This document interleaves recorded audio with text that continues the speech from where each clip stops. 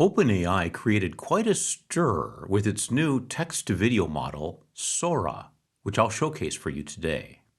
By the way, all the videos you'll see in this update were generated directly by Sora, just from text prompts, and were not modified afterwards. So we'll see here what Sora is actually able to do, and then we'll talk about how it does that. The current release of Sora can generate up to 1 full minute of high-definition video, and it's able to stay true to the original text prompt during that entire sequence. And you can see here, Sora can generate complex scenes with multiple characters, and you can see quite accurate details, both for the main subject and also the background. Naturally, there's still work that needs to be done, which they document in an honest manner on their announcement page, but I think we can agree that this is already quite impressive.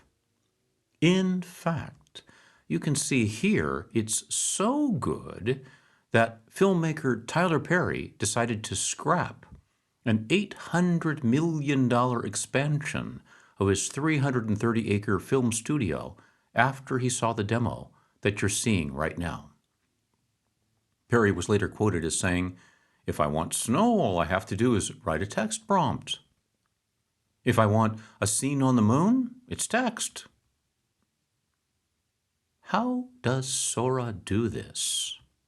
Well, first, it's a diffusion model, which means that as it first starts generating a video, it produces something that's like static noise, and then it gradually removes the noise over many steps until the video finally takes shape. You can get an idea of how that works by looking at this side-by-side comparison of 3 stages of a video being generated. To be able to do that with this level of success, the model was first trained on rich descriptions from an internet-scale corpus of video. And now, to generate a new video, it works backwards from our text prompts to visualize and animate what those words are describing based on the video content it was exposed to when it was first trained. And certainly, one of the keys behind the success of OpenAI that you can see here is their recaptioning technique, which is also used in DALL-E 3. To see how that works, here's a recent blog where the author describes the result for a very obscure text prompt, the single word zenzi zenzi zenzik, which is an archaic terminology that means to the 8th power.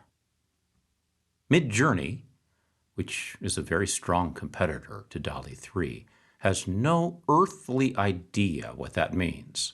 So it generates a rather fanciful random image, as you can see here. However, DALL-E 3 implemented the recaptioning method that I mentioned just now, which you can see here. A visually abstract representation of the mathematical concept of zenzi zenzi zenzik, which is the 8th power of a number. The image should depict a number 2, transforming into a complex multi-layered geometric structure, and so forth. With that enriched prompt, we get something that's both interesting and quite relevant. So, Sora uses that in reverse. It was trained on these highly descriptive captions, which were generated to describe each video it learned from.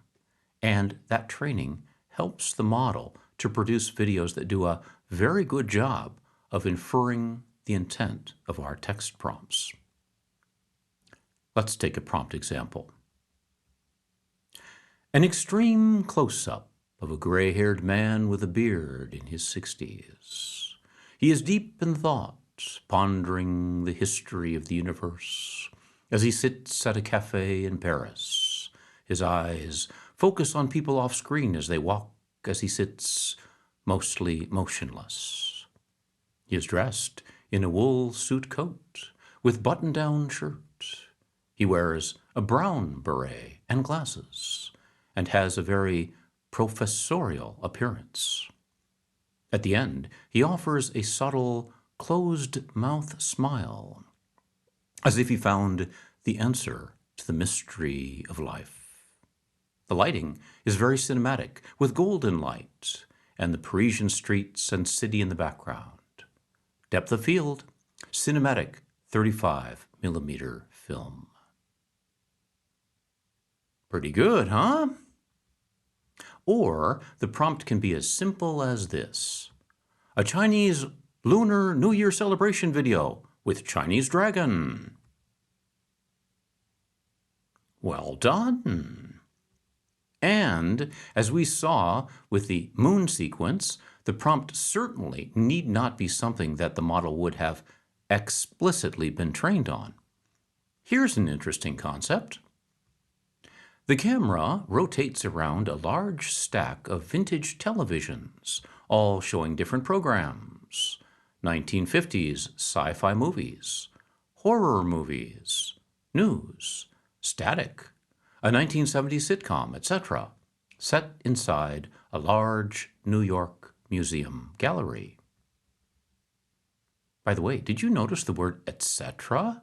in that prompt? That's very interesting. And the overall result is excellent. I think you'll agree. Also, the prompt can be for something completely imaginary. For example, in an ornate historical hall, a massive tidal wave peaks and begins to crash. Two surfers, seizing the moment, skillfully navigate the face of the wave. Other capabilities worth noting. As expected, Sora can also take an existing still image and generate a video from that.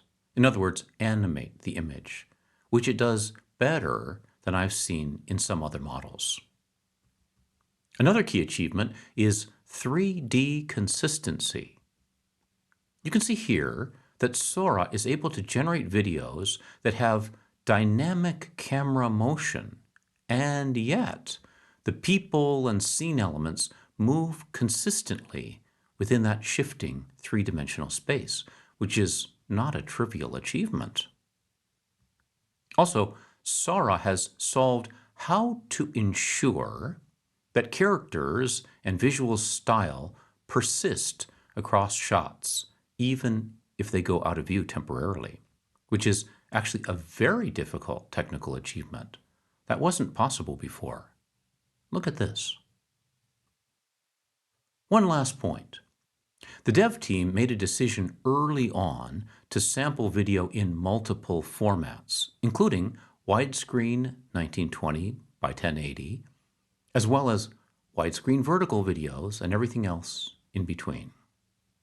And one benefit of that is being able to create content for different devices directly in their own native aspect ratios. Look at this. I'll leave a link for you in the comments to a page where you can see even more video samples in case you'd like to do that, and also a link to the technical page, which has additional details. All in all, Tyler Perry has a point. Text to video has certainly come a very long way from what we saw just 1 year ago. And based upon what we've seen just now, it looks like this technology has a bright future. Maybe the sky's the limit.